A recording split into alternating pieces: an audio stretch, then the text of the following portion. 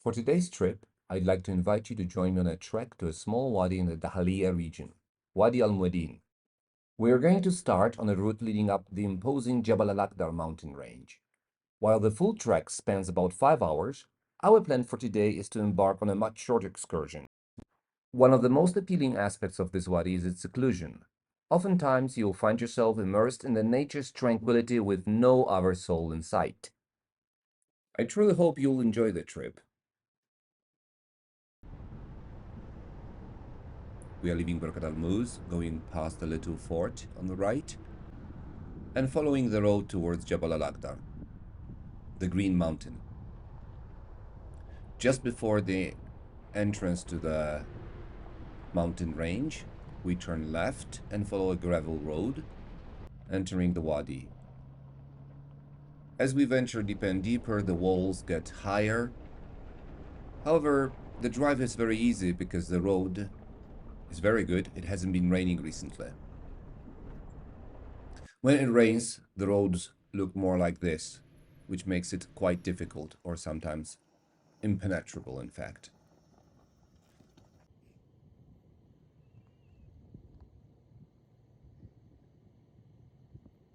Most of the wadis are dry in Oman, apart from the moments of sudden rains. This wadi, however, has water all throughout the year.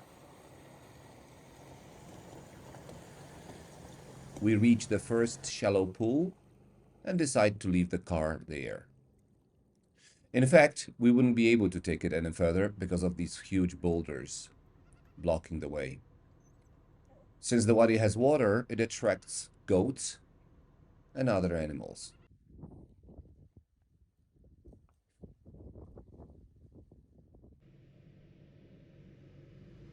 That is our parking spot.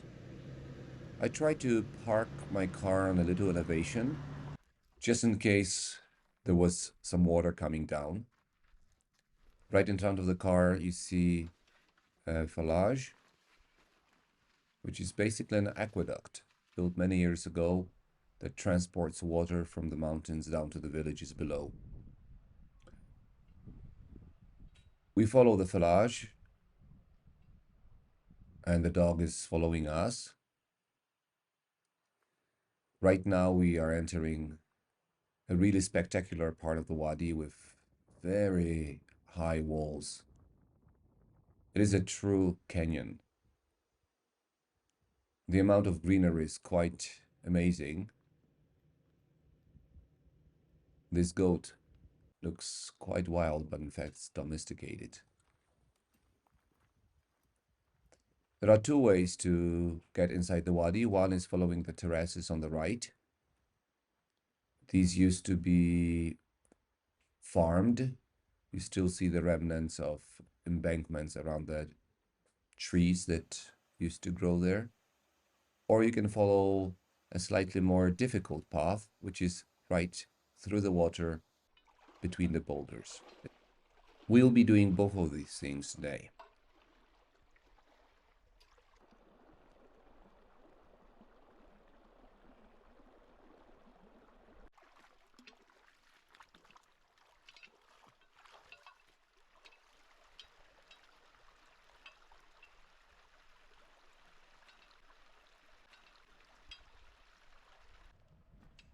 You might be wondering why I'm carrying my stick with me. It's not really necessary, is it? Well, the truth is that it's a noise-making stick. This wadi has quite a few snakes, and it's good to alert them that you're coming. So the stick helps me with that.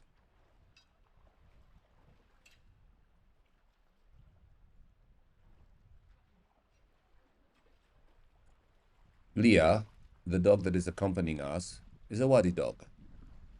She's a wadi rescue dog. Notice how agile she is. Any boulder, it's not a problem. She will jump, climb, do anything in the wadi. She has it in her genes, I guess.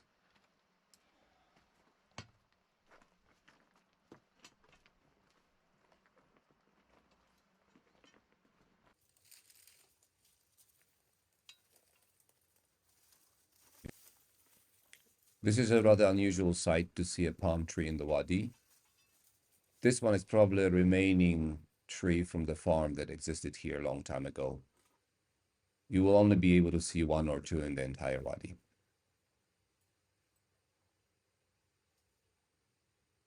There is no official single path in the wadi. You can take many different paths. Typically, I don't help Leah, but this time I decided just to lift her, give her a bit of a hand, or a paw, if you wish.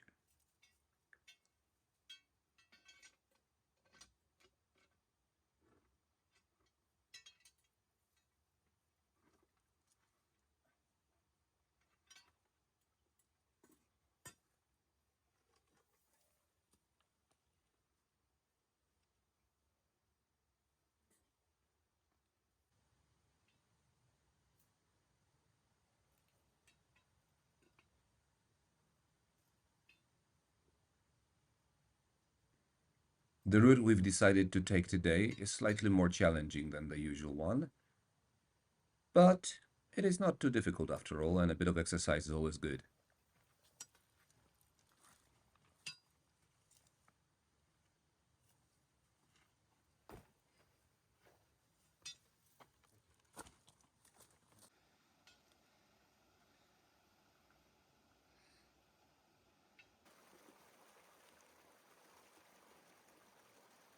The stones, as expected, are very slippery, especially the ones covered with green algae or moss. The dog is constantly on the lookout for water creatures, typically frogs that are quite abundant in this wadi.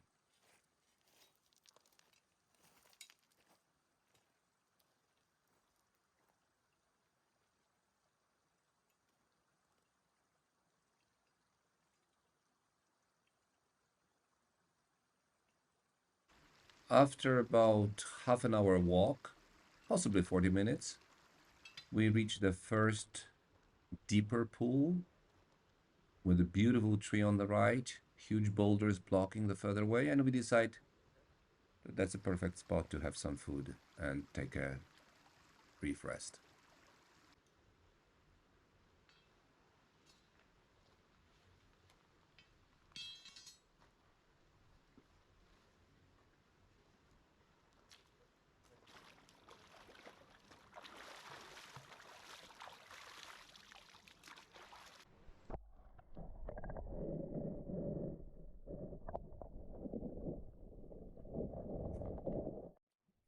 I've decided to build a fireplace as close to the water as possible, practically in the water.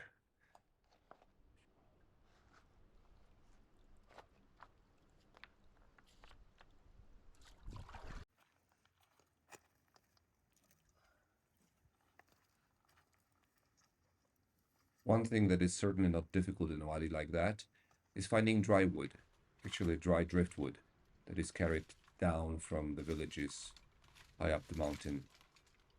You will typically find it 2, 3, 4, 5 meters above the riverbed because that's where it's carried during the flash floods. Here, a big pile of super dry, ready to be burned pieces of trees, bushes, etc.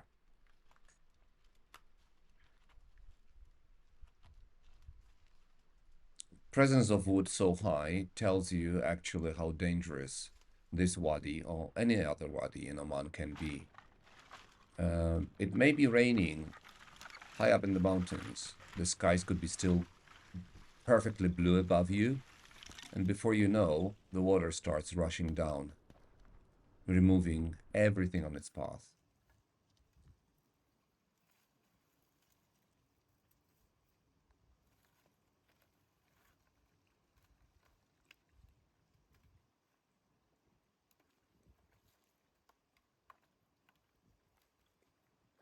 Some pieces of wood resemble ancient sculptures, and I decide to keep one rather than burn it. It'll be a little decoration right next to the fire.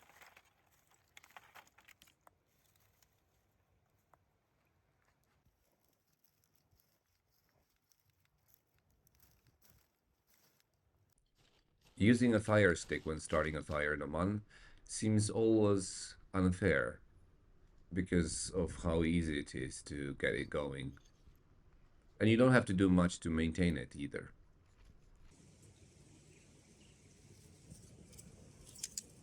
Try doing the same, getting a fire like that in a matter of minutes somewhere else, for example, in a wetter part of Europe.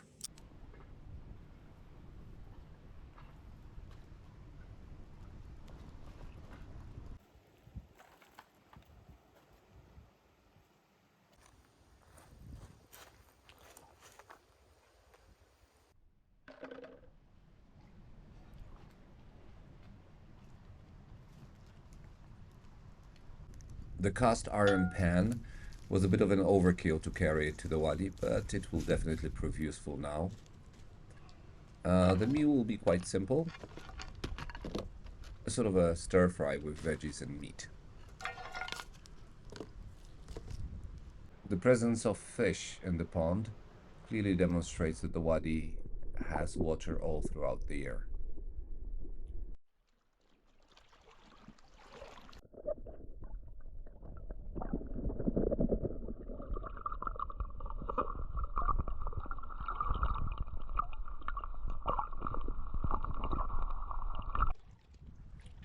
I finish rinsing the remaining vegetables, and then I'm trying to arrange them nicely on a wooden board I took with me as the pan is getting ready.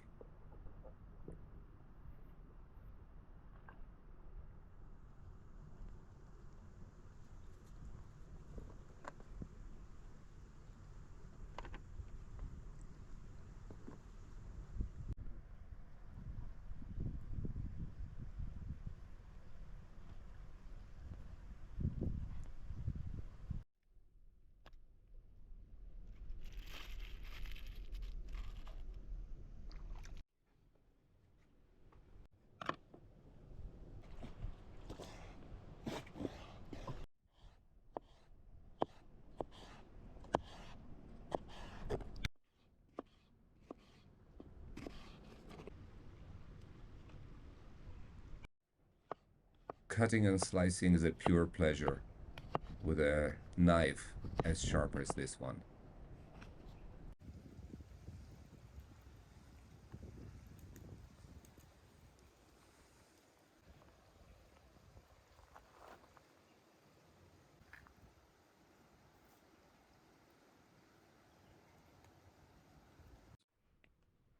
A generous dash of sesame oil, and we are ready to roll.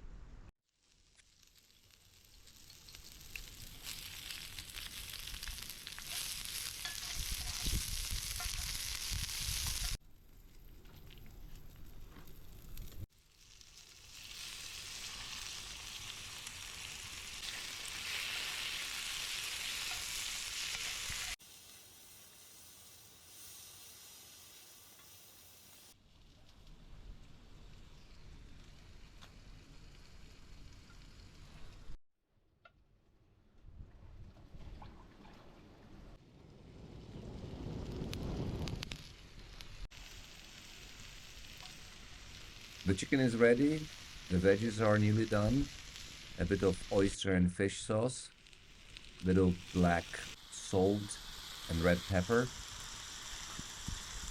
couple of peas, and the dish is ready.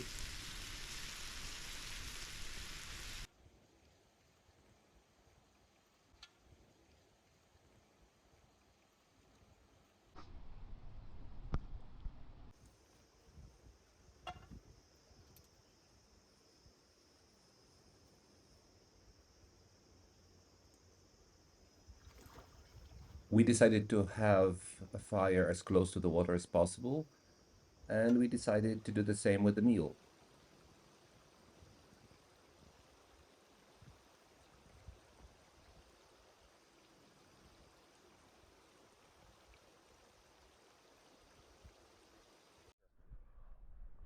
Once we finish the meal, it's time for a quick dive in the pool between the boulders. It's really refreshing.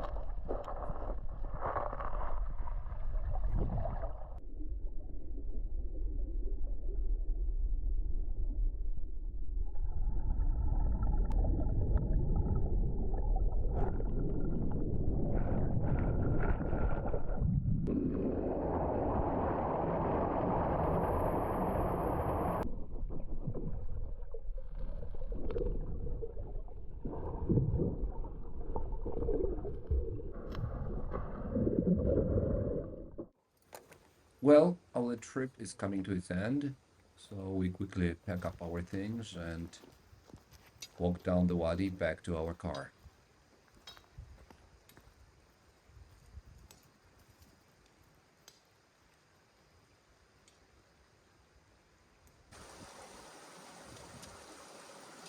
On our way back, we decide to take a faster route, which is also easier down in the wadi. It also gives a bit of an opportunity for our dog to take a bit of a swim, which she clearly enjoys.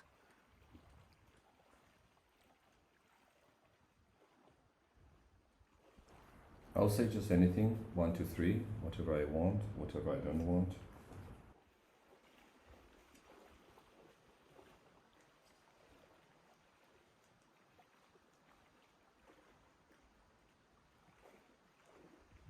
I really hope you enjoyed that trip with us to Wadi al Muaydin, at the foot of Jabal al Akhdar. Let's have one more final glance at the Wadi.